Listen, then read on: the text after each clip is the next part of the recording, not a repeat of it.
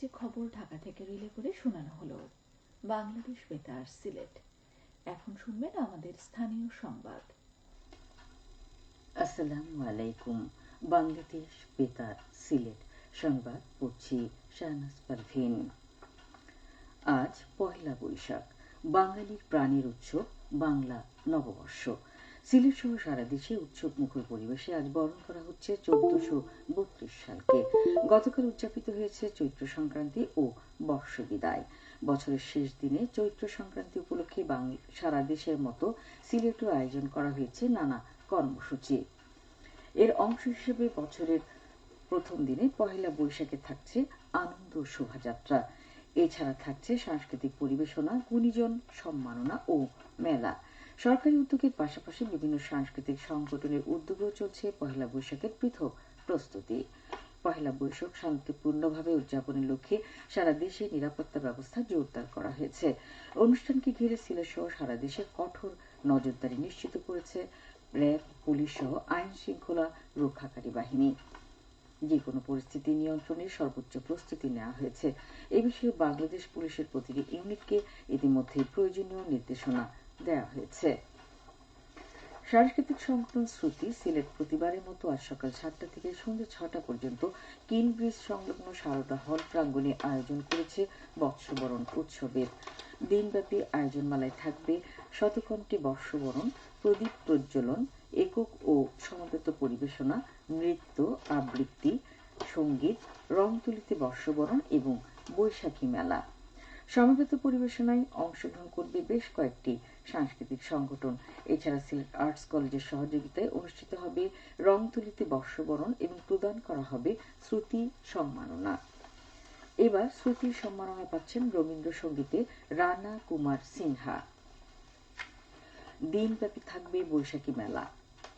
এদিকে বাংলা নববর্ষকে বরণ করতে রবীন্দ্রসঙ্গীত শিক্ষা প্রতিষ্ঠান আনন্দলোক প্রতিবারের মতো এবারও আয়োজন করছে বর্ষবরণ উৎসব 1432। নগরীর কেওপাড়ায় শ্রীহট্ট সংস্কৃত কলেজ প্রাঙ্গণে বর্ষবরণ উৎসব শুরু হয়েছে সকাল 7:30টায়। নববর্ষ বরণ উপলক্ষে চারণ সাংস্কৃতিক কেন্দ্রের উদ্যোগেও ভোলানন্দ নৈশ উচ্চ বিদ্যালয়ে অনুষ্ঠিত হবে চিত্রাঙ্কন প্রতিযোগিতা, আনন্দ শোভাযাত্রা, আলোচনা সভা ও সাংস্কৃতিক অনুষ্ঠান। আজ সরকারি ছুটি। বাংলাদেশ বেতার, বাংলাদেশ টেলিভিশন এবং বেসরকারি রেডিও টিভি চ্যানেল প্রচার করছে দিনব্যাপী অনুষ্ঠানমালা। দেশের সব মসজিদে জুমার নামাজ একই সময় আদায় করতে অনুরোধ জানিয়েছে ইসলামিক ফাউন্ডেশন। গতকাল এক সংবাদ বিজ্ঞপ্তিতে এই আহ্বান জানানো হয়েছে। ইসলামিক ফাউন্ডেশন জানিয়েছে, বাংলাদেশে বিভিন্ন মসজিদে বিভিন্ন সময়ে জুমার নামাজ আদায় করতে দেখা যায়। সময়ের তারতম্যের কারণে ধর্মপ্রাণ মুসল্লিরা, বিশেষ করে পথচারীরা বিভ্রান্ত ও সমস্যার সম্মুখীন হন। এই সমস্যা দূরীকরণে সারা দেশের সব মসজিদে মুসল্লিদের সুবিধার্থে একই সময়ে জুমার নামাজ আদায় করার জন্য আহ্বান জানিয়েছে ইসলামিক ফাউন্ডেশন। জেলা আইন শৃঙ্খলা কমিটির সভা অনুষ্ঠিত হয়েছে গতকাল মৌলভীবাজারে। কালেক্টরেটের সভায় সভাপতিত্ব করেন জেলা প্রশাসক মোহাম্মদ ইসরাইল হোসেন। সভায় জেলা শহর সহ উপজেলা শহরগুলোতে যানজট নিরসন, সন্ত্রাস, মাদক, চোরাচালান, নারী ও শিশু নির্যাতন রোধে জেলার আইন শৃঙ্খলা রক্ষাকারী বাহিনী সহ সকলকে আরও দায়িত্বশীল ভূমিকা পালনের আহ্বান জানানো হয়। সিলেট সদর উপজেলার ধোবাকুল এলাকায় অবৈধ স্টোন ক্রাশার মেশিন উচ্ছেদ অভিযানের সময় ম্যাজিস্ট্রেট ও পুলিশের উপর হামলার ঘটনা ঘটেছে। গতকাল পরিচালিত অভিযানে 9টি অবৈধ স্টোন ক্রাশার মেশিন উচ্ছেদ করে ভ্রাম্যমাণ আদালত। সিলেট বিমানবন্দর থানার officer in charge OC Anisur Rahman বলেন, সরকারি কাজে বাধা এবং পুলিশের উপর হামলার ঘটনায় মামলা হবে জানিয়েছেন। হামলাকারীরা পাথর ছুড়ে এক পুলিশ সদস্যকে আহত করেছে। উল্লেখ্য, জেলা প্রশাসনের এই অভিযান চলমান থাকবে বলে জানিয়েছে সংশ্লিষ্ট কর্তৃপক্ষ। সিলেটের গোয়াইনঘাট উপজেলার জাফলংয়ে ট্রাক্টর ও মোটরসাইকেলের সংঘর্ষে এক যুবকের মৃত্যু হয়েছে। এই ঘটনায় একজন আহত হয়েছেন। রবিবার রাতে উপজেলার জাফলং মামার দোকান সড়কের লাখের পাড় নামক এলাকায় এই দুর্ঘটনা ঘটে। এবারে শুনুন কৃষি সংবাদ। ক্ষুদ্র ও প্রান্তিক কৃষকদের মধ্যে বিনামূল্যে বীজ ও সার বিতরণ করা হয়েছে মৌলভীবাজারে।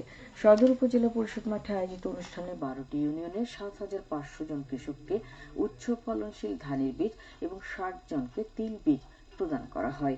এই সময় সরকারি কর্মকর্তা, জনপ্রতিনিধি সহ গণ্যমান্য ব্যক্তিবর্গ উপস্থিত ছিলেন। কৃষি সম্প্রসারণ অধিদপ্তর এই উদ্যোগ নেয়। হবিগঞ্জের মাধবপুরে শহীদ প্রেসিডেন্ট জিয়াউর রহমান স্মৃতি ফুটবল টুর্নামেন্টের ফাইনাল খেলা অনুষ্ঠিত হয়েছে। গতকাল উপজেলার সরকারি ধর্মপুর সাউথ কাশিমনগর উচ্চ বিদ্যালয়ের মাঠে ফাইনাল খেলা অনুষ্ঠিত হয়। খেলায় ইয়াং ব্রাদার্স বিজয়নগর ফুটবল একাদশ 2-0 গোলে সুমন স্পোর্টিং ক্লাবকে পরাজিত করে। পুরস্কার বিতরণ করেন সাবেক মেয়র জি.কে. ঘোষ। সবশেষে আবহাওয়া। সন্ধ্যা 6টা পর্যন্ত পূর্বাভাসে বলা হয়েছে সিলেট সহ পার্শ্ববর্তী এলাকায় আজ কোনো সতর্কবাণী নেই এবং কোনো সংকেত দেখাতে হবে না। আজ সিলেটে সূর্যোদয় হয়েছে 5টা 31 মিনিটে এবং সূর্য অস্ত যাবে সন্ধ্যে 6টা 14 মিনিটে। সংবাদ শেষ হলো। আমাদের পরবর্তী স্থানীয় সংবাদ প্রচারিত হবে বিকেল 4টা 30 মিনিটে। বাংলাদেশ বেতার সিলেট নিয়মিত